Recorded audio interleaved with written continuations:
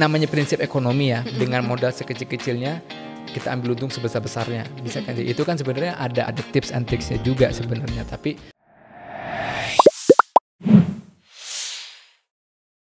halo Sobat Cerdas, kali ini kita akan ngobrol-ngobrol bareng di segmen Cuan, Cerdas Usahawan. Dan sudah hadir di tengah-tengah kita nih seorang usahawan cerdas.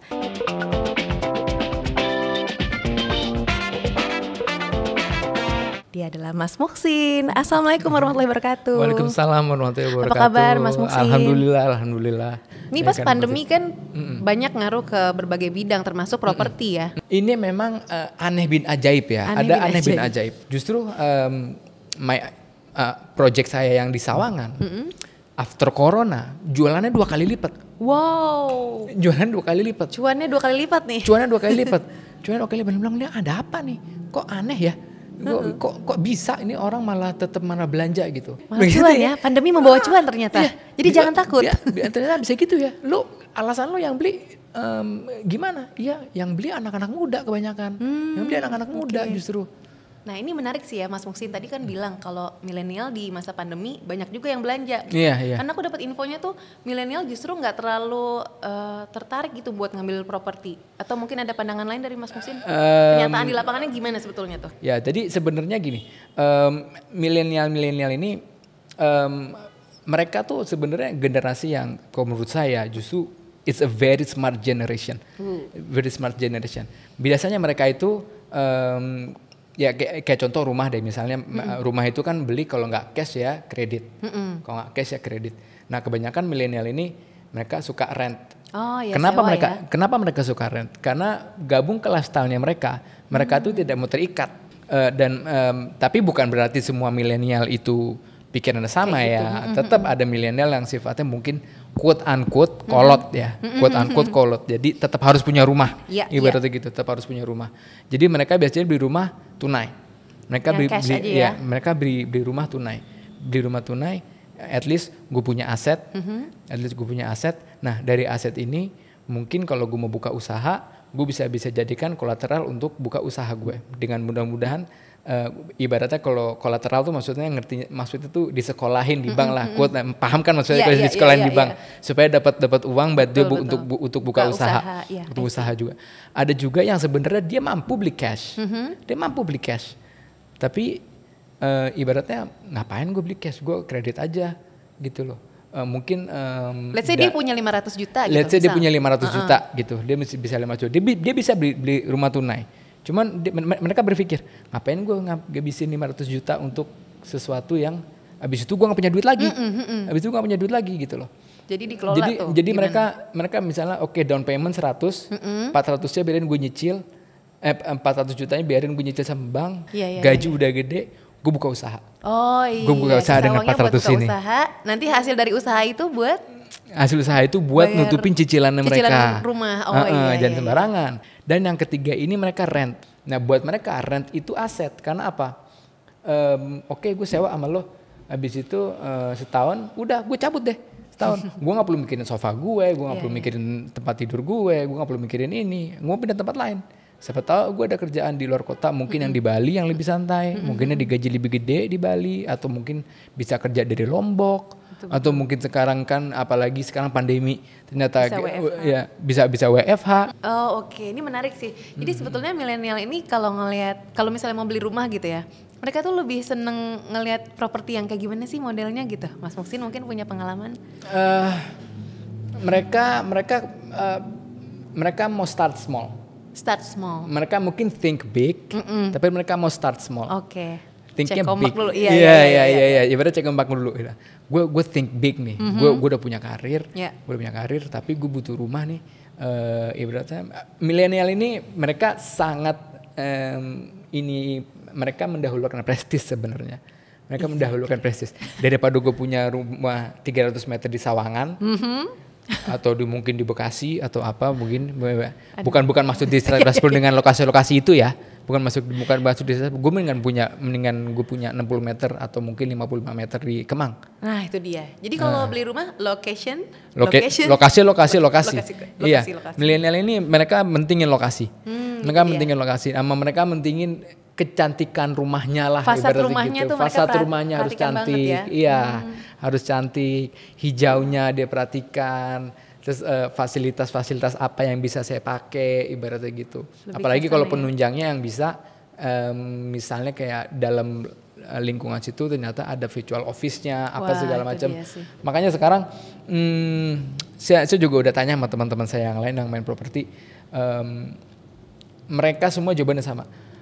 Saya tidak mau jual yang rumah di atas 2M. Mereka nggak mau semua. Gak laris tuh ya di atas 2M ya? Pasarnya nggak ada. Gak ada pasarnya. Pasarnya Yang nggak paling ada. laris tuh di range berapa nih 2M sekarang? ke bawah. 2M ke 2M bawah. 2M ke bawah. Karena sesuai dengan gajinya para milenial ini. Benar. Nah milenial, sedangkan anak-anak muda ini nih nguasai 50% dari Indonesia sekarang. Betul, tuh pasar yang sangat ini Pasar yang potensial sangat ya. besar. Iya, sangat potensial Masya gitu. Allah. Sangat Iya. potensial. Oke, nice. Nah sekarang kalau misalnya saya tertarik nih atau teman-teman sobat cerdas tertarik untuk jadi developer juga nih. Tertarik Tapi- menjadi developer ya? Uh-uh. Oke. Tapi katakanlah modal kita nggak seberapa banyak gitu. Bisa nggak sih jadi developer tapi modalnya kecil atau mungkin ada tips dan trik dari Mas Muhsin mungkin? Sebenarnya gini, kalau kita mau mulai apapun itu ya, mau jadi developer atau mau jadi usaha, kadang-kadang kan kita dulu sering dengar seminar, ini opini saya pribadi, Oke. ini opini saya pribadi ya, saya bukan mengecilkan yang lain. Buka usaha modal dengkul, gitu. Mau buka usaha modal dengkul, nggak perlu pakai duit apa gitu ya. Bohong lah itu Hoax. bohong lah, itu bohong lah. Itu prank. Iya, itu prank lah. Jadi itu. sebetulnya Itu yang prank lah. bener tuh kayak gimana sih? Sebenarnya pada dasarnya kan kita gini, kita harus beli tanahnya. Kita harus beli tanahnya. Namanya prinsip ekonomi ya, dengan modal sekecil-kecilnya kita ambil untung sebesar-besarnya. Bisa kan? Itu kan sebenarnya ada tips and tricksnya juga sebenarnya. Tapi tetap kita harus ada dua cara yang saya tahu. Yang saya jalani, yang saya jalani. Yang pertama itu misalnya kita sudah punya lahannya nih, tapi kita tidak punya uang buat bangunnya nih, kita tidak punya uang bangunnya. Kita cari dulu marketingnya nih. Lu bisa jualin nggak nih tanah kosong? Oke. Lu bisa jual nggak nih tanah kosong? Nanti gue bangun. Oke. Nanti gue bangun. Cuman pasti harganya akan lebih murah Iya. dibanding bangunan yang sudah jadi. Iya betul. Dibanding yang sudah jadi, gitu. Kita cari marketingnya misalnya oke nih tanah satu petak ini sudah ada peminat, kita jual gambar, desain gitu ya? Kita jual gambar, lo mulai cicil dulu deh ke gue deh buat DP-nya misalnya 6 bulan gitu sambil gue bangun ibaratnya gitu. Nah nanti begitu 6 bulan jadi, gue bangun nih, lo akad sama bank, gue bangun. Nah itu ya memang itu tidak pakai uang kita lah ibaratnya gitu. Tapi tetap tanahnya kita harus beli. Iya betul. Tanah punya kita. Jadi kita cari marketing ya. Iya, itu cari marketing, jualan untuk seperti itu. Tapi biasanya kalau gitu harganya jadi murah. Iya. Dibanding kita kalau Udah misalnya ngebangun ya. Sudah ngebangun jadi misalnya contoh kalau batu tanah kosong kita masih jual gambar, mungkin saya jual 300 ibaratnya gitu. Oke. Kalau saya punya uang dan saya bisa bangun, mungkin saya bisa jual 500-600. Oh iya. Ibaratnya gitu. Iya, Nah betul, ini tinggal diinin aja kan. Lo mau untung gede, lo bangun dulu. Iya. Atau lo mau untung kecil, lo jual petakan dulu nih. Nah, nanti lo nunggu respon dari bank. Tapi yang pastikan kalau memang sertifikatnya asli dan IMB-nya ada. Ini pembicaranya sebenarnya menarik banget ya, tapi sayang waktu kita udah harus selesai ya kan Pak Muhsin. Mungkin bisa dirangkum kali ya di terakhir ini sebetulnya tips atau trik untuk pemula yang mau menjalankan bisnis di properti itu berapa aja poinnya, apa aja boleh di-share? Tips untuk siapa nih? Apa untuk pemuda Untuk pemula, atau apa? Untuk pemula ya? Pemula yang untuk mau jalanin bisnis properti. Tadi ketemu mentor yang hebat. Kalau menurut saya itu yang paling penting dari semua adalah cari mentor dulu deh. Cari mentor dulu deh. Oke. Jadi pertama cari mentor yang bagus. Jangan takut. Anak muda itu pusatnya salah. Yang pasti kalau lo salah jangan lo ulangin. Itu yang pasti. Yes dong. Jangan lo dapat mentor yang begitu lo salah lo disabet. Waduh, repot deh kalau gitu. Repot kalau gitu. Dan terus yang ketiga? Yang ketiga OQP.